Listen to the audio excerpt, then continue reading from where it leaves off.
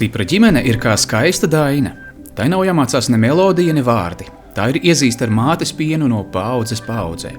Jā, tā ir gan augstās, gan zemās notis, bet tā ir pati skaistākā dziesma, kas vislabāk skan kopā. Šoreiz pāri Daugavas līkumiem, Latgales ezeriem, mežiem un laukiem no maza ciema Ludzas novadā no zemnieku saimniecības Meijas, kur dzīvo un savu zemīti kopj Barkānu dzimta. Saimniekot šeit pirms 40 gadiem uzsāka Meiju saimnieka Igora vecāki Jānis un Marina Barkāni. Te audzēja labību, turēja gotiņas, slauca pienu, audzēja gaļas lopus.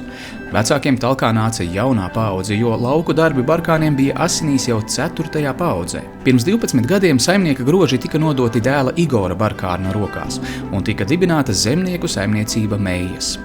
Pamata nodarbošanās visu veidu graudaugu audzēšanu. Veiksmīgi startējot Eiropas Savienības lauku attīstības programmas pasākumos, tika iegūts jauns atspēriena punkts, lai saimniecība taptu modernāka un varētu labāk iet līdz laikam.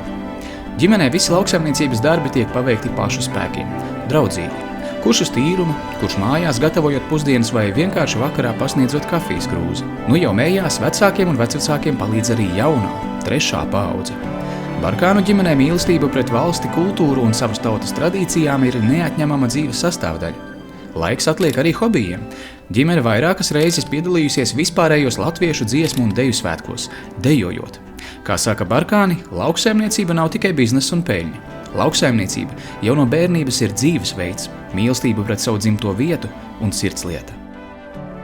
Mēs novēlam Latvijas laukiem plaukstošu nākotni, kur dzīvo laimīgas ģimenes, kur laukos valda dzīvība, kas piesaista jauniešus, kur vecāki nodot savu pieredzi, zināšanas, un lai jauni papildina tos ar jaunam domam un ar inovācijām.